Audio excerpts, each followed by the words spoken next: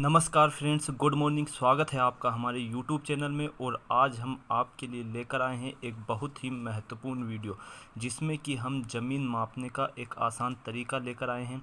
जिसमें आपको हम बताएंगे कि एक डिसमिल में कितने वर्ग फीट होते हैं, एक एकड़ में कितने वर्ग फीट होते हैं।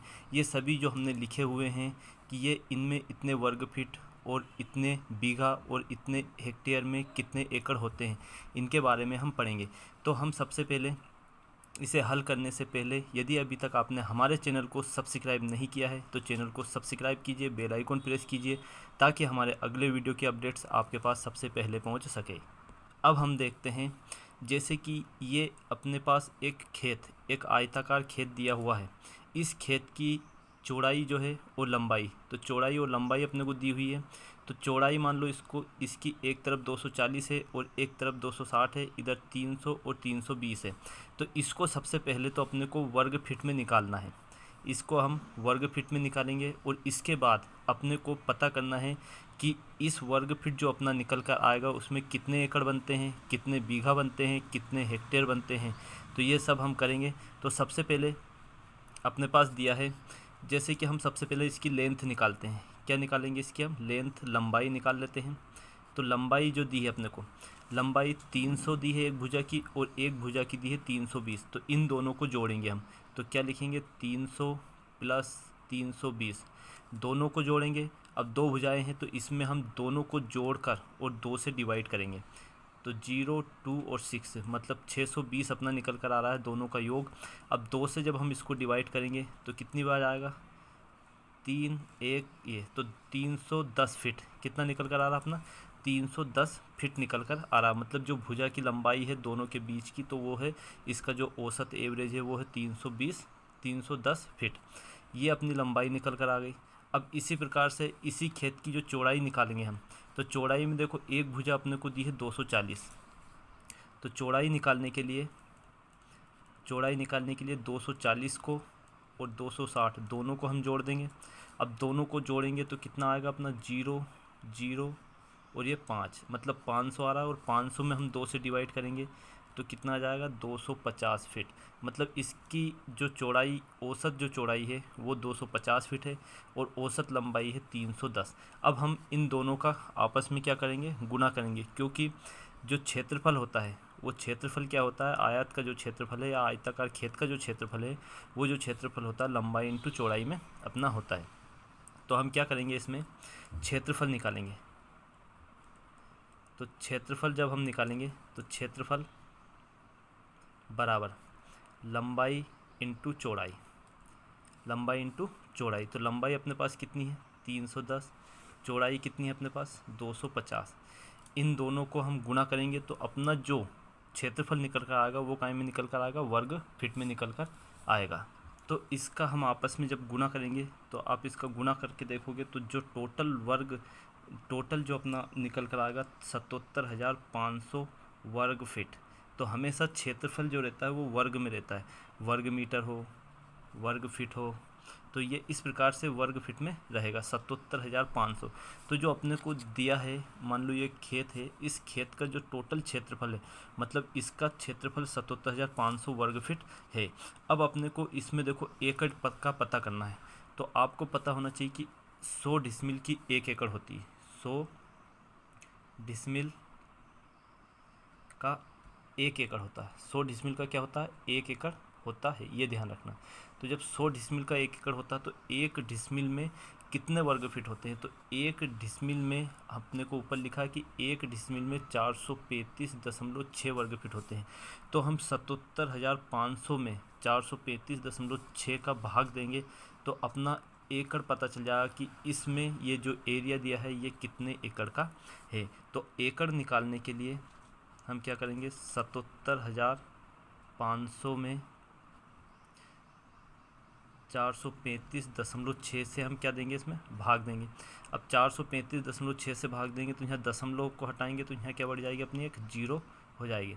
अब इसका 4356 का भाग देना है अपने को 7,75,000 में। तो जब हम इसका इसमें डिवाइड करेंगे तो जो अपना आंसर निकल कर आएगा वो आएगा 177.91। मतलब कि 1 एकड़ 78 डिसमिल के समथिंग रहेगा, क्योंकि 9(1) जो दिया है तो हम इसको लिख सकते हैं 1 एकड़ 78 डिसमिल जो जगह रहेगी अपनी, तो ये इतने में रहेगी। 1 एकड़ 78 डिसमिल अपना जो ये क्षेत्रफल है, ये जो ज़मीन का जो पूरा डायग्राम जो अपना पास बना हुआ है, ये टोटल है 1 एकड़ 78 डिसमिल के लगभग रहेगा। तो ये तो अपना एकड़ निकल गया। अब इसी एकड़ में इसी प्रकार जो ये क्षेत्रफल अपने को दिया हुआ, इस जो टोटल जो वर्ग फीट में जो क्षेत्रफल दिया हुआ, इसी क्षेत्रफल में यदि अपने को बीघा निकालना हो, तो जो बीघा निकालने के लिए हम क्या करेंगे, देखो एक होता है पक्का बीघा और एक होता है कच्चा बीघा।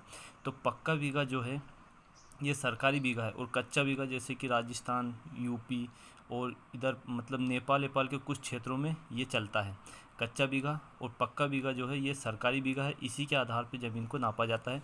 तो जो 27,225 दिया है, हम इसका यदि भाग देंगे किसमें, 7,75,000 में यदि हम इसमें भाग देंगे तो अपना पक्का बीघा निकल कर आएगा। और कच्चा बीघा जैसे 17,424, इसमें यदि हम भाग देंगे तो अपना कौन सा बीघा निकल कर आएगा, कच्चा बीघा निकल कर आएगा। तो जैसे कि पक्का बीघा अपने को निकालना है, पक्का बीघा अपने को निकालना है, तो हम क्या करेंगे, 77,500 जो दिया है, इसमें हम भाग किसका देंगे, पक्का बीघा निकालने के लिए 27,225 का हम भाग देंगे। तो भाग देंगे तो इससे अपने को पता चल जाएगा कि इसमें कितना बीघा निकलेगा।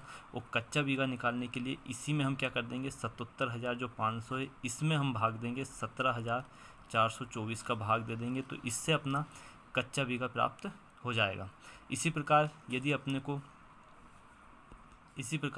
को बिस्वा निकालना है, तो बिस्वा निकालने के लिए 77,500 में हम किसका भाग देंगे, 1350 का, क्योंकि एक बिस्वा होता है, एक बिस्वा 1350 वर्ग फीट के बराबर होता है, और कच्चा बीघा 17,424 वर्ग फीट के बराबर होता है। तो जब हम इनका भाग देंगे तो अपने को पता चल जाएगा कि किसमें कितने कितने बीघा और कितने बिस्वा ये क्षेत्रफल है। तो जब हम पक्का बीघा जो दिया है, पक्के बीघे में इसका भाग देंगे तो जो अपना निकल कर आएगा, आप कैलकुलेटर से इसका भाग दे के देखना, तो जो अपना निकल कर आएगा 2.84 मतलब 2 बीघा, और ये 84 के रूप में रहेगा। क्योंकि एक बीघा में 20 बिस्वा होते हैं। एक बीघा में कितने बिस्वा होते हैं, 20 बिस्वा होते हैं। तो जो 84 दिया है, जो ये अपने को क्या दिया है, 84, इस 84 में हम यदि 5 का भाग देंगे, तो 5 का जब भाग देंगे हम, तो 5 का भाग यदि 84 में देंगे तो 5 एकम 5, 8 में से 5 गए 3, 5 छके 30, 5 40 मतलब 16.8। तो जो अपना निकल कर आएगा 2.1 मतलब 2, तो ये है, और यहाँ क्या आएगा अपना 16.8, ये जो आ रहा है अपना, ये क्या रहेगा, बिस्वा रहेगा। तो 2 बीघा 16 मतलब 16.5 मतलब 17 के लगभग बिस्वा रहेगा ये। तो यहाँ 2.17 ये इतना अपने पास 2 बीघा 17 बिस्वा टोटल जो ये दिया अपने को डायग्राम, इसका जो क्षेत्रफल है ये इतना रहेगा। कच्चा बीघा का हम निकालेंगे तो कच्चा बीघा का जो आएगा अपना 4.44 ये अपना आ रहा है, मतलब 4 बीघा और 44, ये बिस्वा नहीं, इसमें यदि हम 5 का भाग देंगे, तो 5 का जब भाग देंगे तो 8 दशमलव क्या आ जाएगा अपना, तो ये 8-9 के लगभग आ जाएगा, मतलब 4 बीघा और 9 बिस्वा के समथिंग अपना ये रहेगा टोटल। तो ये अपने को ध्यान रखना है। अब बिस्वा 1350 है, तो बिस्वा में जब हम भाग देंगे तो ये आएगा अपना 57.40। तो टोटल ये जो क्षेत्रफल है, इसमें 77,500 में 1350 का हम भाग देंगे तो 57.40 मतलब 57.04, ये टोटल इतने बिस्वा का क्षेत्रफल है। तो ये इस प्रकार से हम ज़मीन को किसी भी क्षेत्र में किसी भी राज्य में अपने को दी हो तो उसको इस हिसाब से हम नाप सकते हैं, क्योंकि किसी में बीघा चलता है, किसी में बिस्वा चलता है, तो ये हम आसानी से नाप सकते हैं। और यदि आपको वीडियो पसंद आया हो तो लाइक और कमेंट्स करें, अपने दोस्तों के साथ शेयर करें। जय हिंद, जय भारत।